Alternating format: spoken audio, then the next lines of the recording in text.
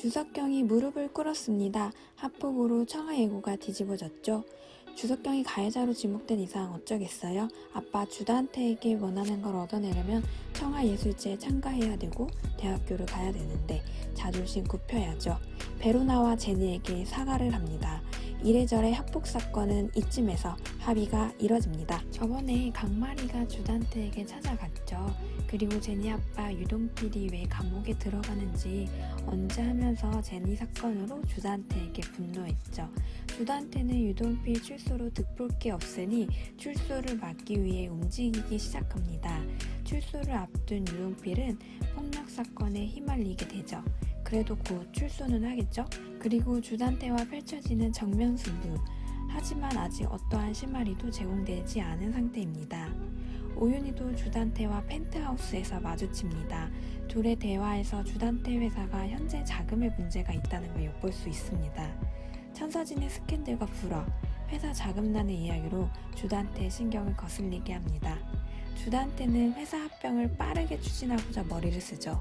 천서진이 섀도우 싱어를 고용하면서 작성한 계약서를 천서진의 엄마 천서영에게 보냅니다.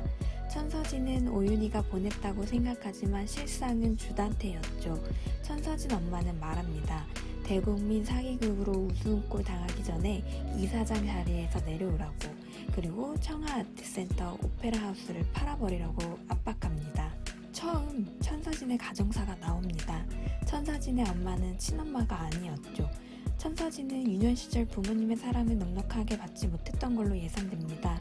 아버지 천명수에게 관심과 사랑을 받기 위해선 택한 게 노래였고 그중 1등은 당연한 거였죠. 그래서 천서영이랑도 사이가 좋아 보이지 않았습니다. 여튼 천서진을 옥죄어오는 이런 상황을 대응할 수 있는 유일한 밧줄은 주단태라는 걸 알기에 회사 합병을 추진합니다. 주단태가 바라던 바대로 되었습니다. 천서진도 합병 아니면 답이 없죠. 청하재단과 제이킹홀딩스는 합병 계약 체결식을 진행합니다. 청하예고 예술제 D-Day 날입니다. 베로나는 컨디션 조절을 하며 대회를 준비합니다. 반면 하은별은 극도로 떨고 불안해하죠. 주석경도 나옵니다. 불굴의 주석경. 주석경은 천서진을 또 협박합니다. 그리고 천명수를 두고 도망치는 모습이 찍힌 동영상은 하은별이 가지고 있었다고 말합니다. 덕분이라고 해야 할까요? 주석경으로 인해 천서진은 시즌1에서 동영상으로 협박했던 협박범이 딸 하은별이었다는 것을 알게 됩니다. 동영상이 저장된 유심칩을 씹어 먹으면서 증거를 인멸하는 천서진의 모습. 주석경, 잽도 안 됩니다.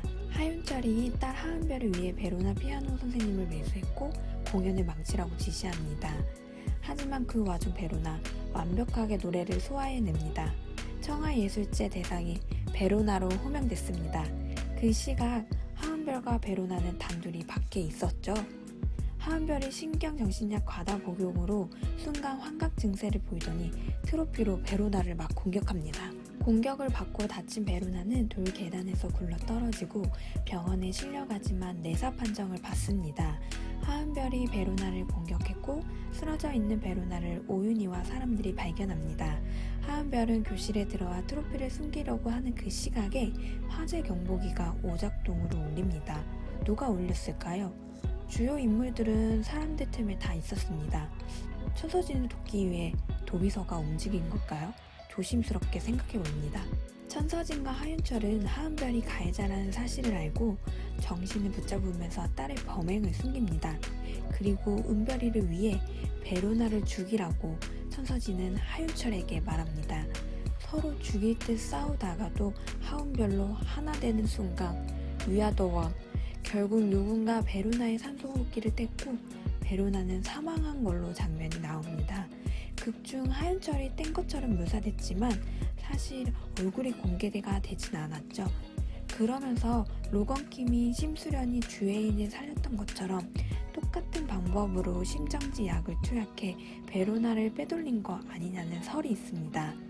반대로 주단태라는 설도 있습니다. 걷는 발 모양새가 주단태 팔자걸음이라고 하는데 주단태가 팔자걸음이었는지는 몰랐네요. 어찌됐건 베로나 생존설 가능성 있어 보입니다. 살아있으면 좋겠네요. 너무 찬란한 순간이었는데. 오윤희는 베로나를 다치게 한 범인이 하은별 같은데 물증이 없어 답답해하죠. 그리고 하윤철이 하은별 편에서 하은별을 위해 움직이고 있다는 사실을 눈치챕니다. 이때 의미심장한 말이 나오죠. 하윤철은 절대로 베로나를 배신하면 안 된다고. 하윤철이 베로나 친아빠라는 설이 있는데 강력합니다. 이거 대놓고 표현한 복선 같네요. 결국 천서진의 시나리오대로 학교 경비원이 범인이라고 거짓 자수합니다. 결국 사건은 그렇게 종결된 듯하게 나옵니다.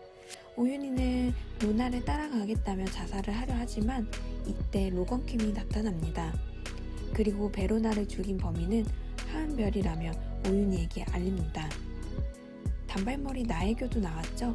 심수령과 모습이 똑같은 주석경, 주석훈의 친엄마 나비 문신녀일 것 같습니다. 주석경이 주단태에게 했던 말이 생각나네요. 돌대가리로 태어난 건 어떡해요. 날 낳아준 친엄마가 멍청했나 보죠.